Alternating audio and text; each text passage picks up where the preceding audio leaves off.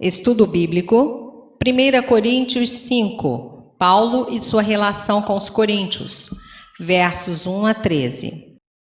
A disciplina de Paulo inclui instruções especiais a respeito de um homem da congregação que estava vivendo com sua madrasta. A igreja deveria agoniar-se diante deste flagrante de desobediência, explicitamente condenado em Levítico 18, verso 8. Mas, de fato, estavam orgulhosos de sua tolerância liberal. Embora a cultura greco-romana dos dias de Paulo tolerasse um grande leque de atividades imorais, até os gentios censuravam esse tipo de incesto. Versos 1 e 2.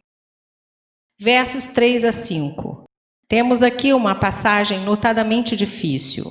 Embora Paulo estivesse ausente da comunidade cristã, ele afirmou ter passado um julgamento profético no meio deles. O apóstolo estava ordenando que a igreja excluísse o ofensor da comunhão deles. Seja entregue a Satanás. O propósito desse julgamento era a salvação do homem, mas isso só poderia ser conseguido se suas tendências pecaminosas fossem vencidas para a destruição da carne. De conformidade com certa interpretação de 2 Coríntios 2, versos 5 a 11, aquele homem arrependeu-se de seu pecado. Ver também sobre esse tipo de questão em Mateus 18, versos 15 a 17. Quando uma igreja tolera membros que se recusam a se arrepender do pecado, o corpo todo rapidamente fica infectado com a corrupção espiritual. A igreja deve identificar publicamente os membros imorais e cada membro deve evitar conviver com eles até que se arrependam. O problema fundamental da igreja em Corinto não era a imoralidade de um dos seus membros, mas a arrogância ao tolerar e aceitar a prática de um ato incestuoso. Os coríntios tinham tanto orgulho de sua tolerância que passaram não apenas a desprezar os padrões morais bíblicos, como também a adotar os costumes dos ímpios. A levedura é uma pequena porção da massa fresca que é deixada para azedar, fermentando toda a massa. Paulo usou a metáfora do fermento para simbolizar a impureza e a corrupção, e a nova massa sem fermento para simbolizar a pureza. Durante a festa anual da Páscoa, os israelitas removiam todo o fermento de suas casas. Êxodo 12, verso 15. Paulo fez um paralelo entre a festa dos pães asmos, Páscoa, e a vida pura que os cristãos devem ter. Paulo fez essa importante qualificação para encorajar os coríntios. Em um sentido fundamental, eles já tinham sido purificados, capítulo 1, verso 2, pois Cristo é nosso Cordeiro Pascal.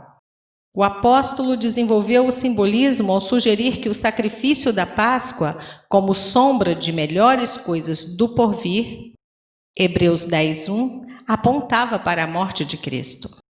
Como povo de Deus vivendo entre a primeira e a segunda vinda de Cristo, todos os dias são motivos para se celebrar essa festa. Antes de haver sido escrita a epístola de 1 Coríntios, Paulo havia enviado uma outra epístola que não mais existe, instruindo os coríntios a se separarem de crentes que praticassem a imoralidade. Ou os coríntios compreenderam mal o apóstolo, como se ele tivesse ordenado que eles se separassem totalmente do mundo, ou então tentaram arredar a questão, ao argumentarem que o pedido dele era destituído de razão. O apóstolo explicou que ele tinha em mente qualquer pessoa tida como crente cuja vida contradissesse abertamente a fé.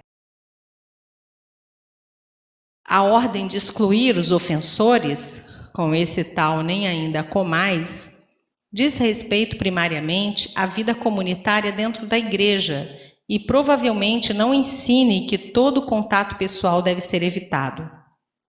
2 Tessalonicenses 3, verso 15. Mas advertiu como irmão. Versos 12 e 13. Ao citar o frequente mandamento de Deuteronômio, por exemplo, Deuteronômio 17, verso 7, Para que os ímpios de Israel fossem expurgados ou excluídos, Paulo traçou um importante paralelo entre a comunidade da aliança do Antigo Testamento e a igreja cristã. Capítulo 10, versos 1 a 11. A igreja tem autoridade para exercer disciplina dentro da sua própria comunidade e não para regulamentar o comportamento de pessoas não cristãs.